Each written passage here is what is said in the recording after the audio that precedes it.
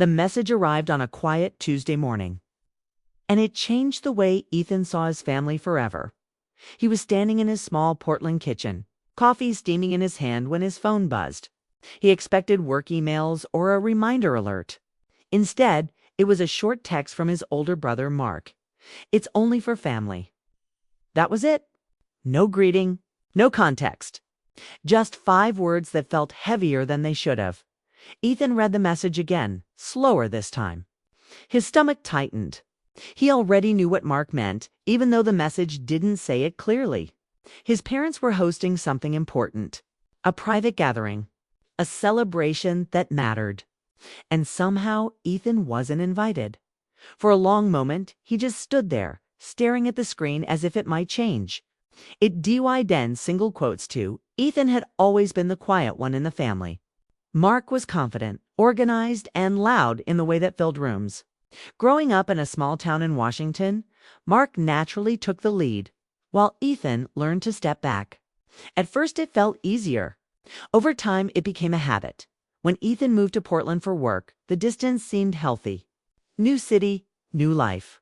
Fewer arguments. Fewer reminders of feeling overlooked. He stayed in touch, called on holidays, sent gifts, showed up when he could. He believed that was enough, apparently. It uploads. Later that morning, Ethan opened social media during a break at work. He didn't mean to look for anything, but it found him anyway. His cousin had posted a photo, his parents standing in their living room, smiling under soft lights and simple decorations. The caption read, "So grateful for family. Can't wait for this weekend." Ethan's chest tightened. He wasn't in the picture. He wasn't mentioned. And no one noticed. He scrolled quickly, hoping it would go away, but more posts followed.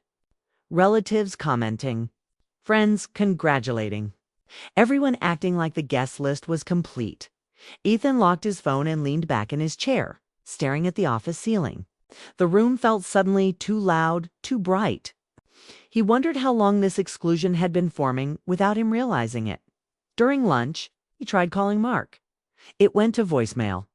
He didn't leave a message. On his way home that evening, rain began to fall, light but steady. The kind that soaked through without making much noise. Ethan walked instead of taking the bus, letting the cold air clear his head. Couples passed him on the sidewalk, laughing, sharing umbrellas. He felt like a ghost moving between them.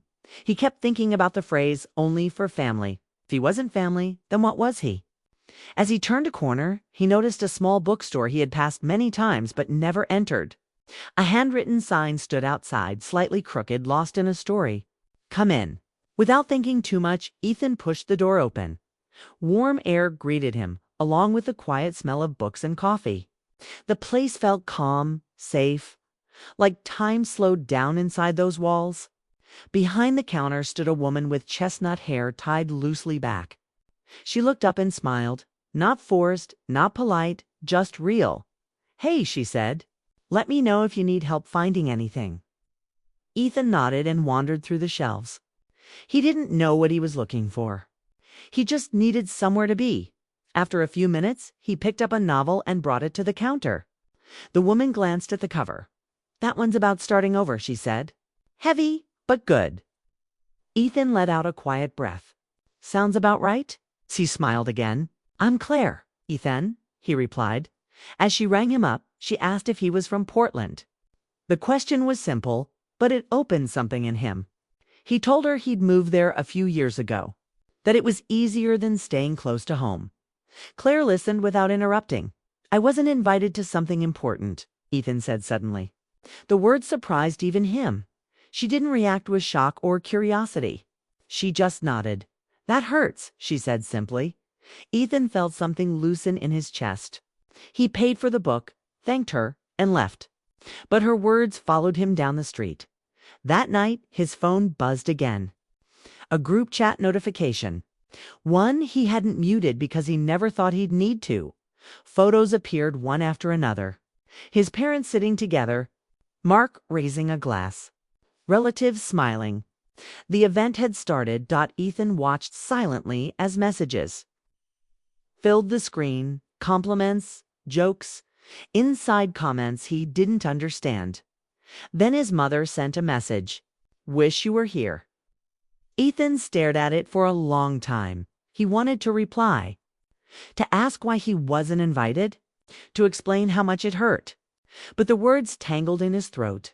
He typed something, erased it, then locked the phone again. That night, sleep didn't come easily. The next day, Ethan went back to work, moving through tasks on autopilot. Every few minutes, his phone lit up with more photos. More proof that life at home continued just fine without him. After work, without planning it, he found himself standing in front of the bookstore again. Claire looked up as he entered. This time, her smile softened. "Rough day?" she asked. He nodded. "Yeah." She poured him a cup of coffee without asking and gestured to a small table near the window. They sat across from each other, the city lights glowing outside. Ethan told her everything. Not in detail, but enough. About always being second. About trying not to cause trouble. About the message that said he didn't belong. Claire listened carefully, her hands wrapped around her mug. Sometimes, she said, people don't realize who they're pushing out. And sometimes, they do. Ethan looked down at the table. "I don't know which one hurts more." Neither did she. And she didn't pretend to. As Ethan left that night, he felt something shift. The pain was still there, but it had direction now.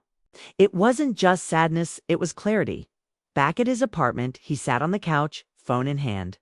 The group chat had gone quiet. The celebration was likely winding down. Ethan opened his notes app and started typing. Not a message. Not yet. Just words. Honest ones. For the first time. He wondered if being excluded wasn't the end of his place in the family, but the beginning of finally standing up for it. And as the city lights flickered outside his window, Ethan realized this story wasn't over. Not even close. The phone rang at 6:12 a.m. And Ethan knew, before answering, that avoiding this moment was no longer possible. He sat up in bed, the gray Portland light slipping through the blinds, heart beating fast. The name on the screen was his mother's. He hesitated, then answered. "Ethan," she said softly. Like she wasn't sure she had the right to say his name that morning, he closed his eyes. "Hi, Mom." There was a pause. Not an awkward one, a careful one. "We didn't know you weren't coming," she said. "Mark told us you were busy." That sentence landed harder than any insult ever could. Ethan didn't raise his voice. He didn't accuse. He simply told the truth. How the message had felt. How being left out wasn't new. How he had spent years staying quiet so no one would feel uncomfortable. While he slowly disappeared, on the other end of the line, his mother began to cry. His father took the phone next. His voice was steady but tired. He admitted they had assumed everything was handled, that they hadn't looked closely enough, that they should have called. No one defended Mark. No one made excuses that mattered after the call ended. Ethan sat still for a long time. Nothing was magically fixed, but something important had shifted. For once, the truth was out in the open. Later that day, Ethan walked to the bookstore. Claire was rearranging a display when she saw him.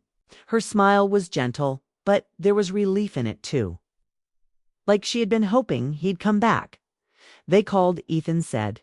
She didn't ask who. She didn't need to.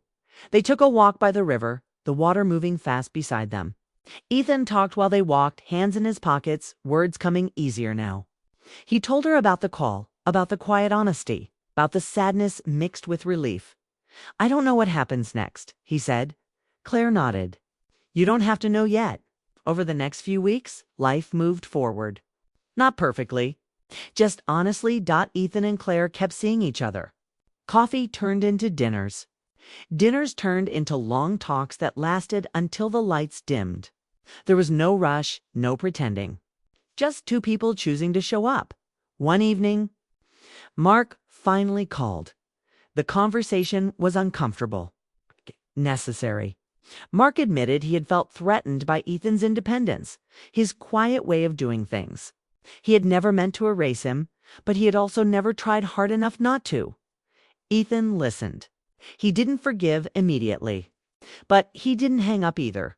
That was progress. A month later, a small package arrived at Ethan's apartment. Inside was an old photo album. one his mother had made years ago. On the first page was a picture of Ethan and Mark as kids. Muddy and smiling, arms around each other. A note was tucked inside. "You've always been family. We just forgot to say it out loud. We're sorry." Ethan read it twice. That same night, Claire invited him to dinner with her friends. It was nothing fancy. A shared table, mismatched chairs, laughter that felt easy. No one questioned why he was there.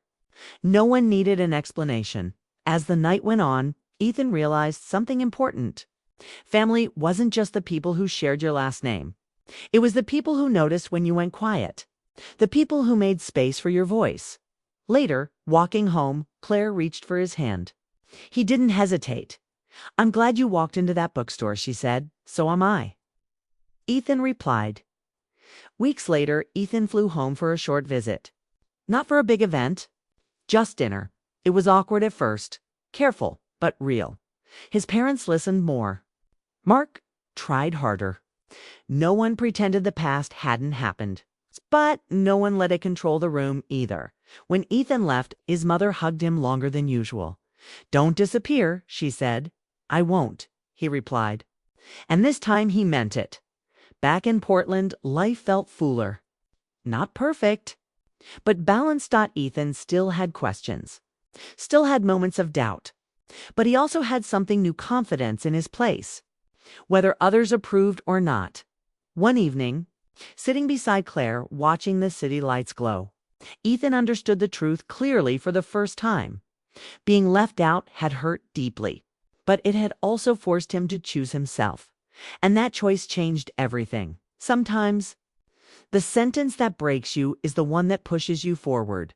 Sometimes, being told you don't belong leads you exactly where you do.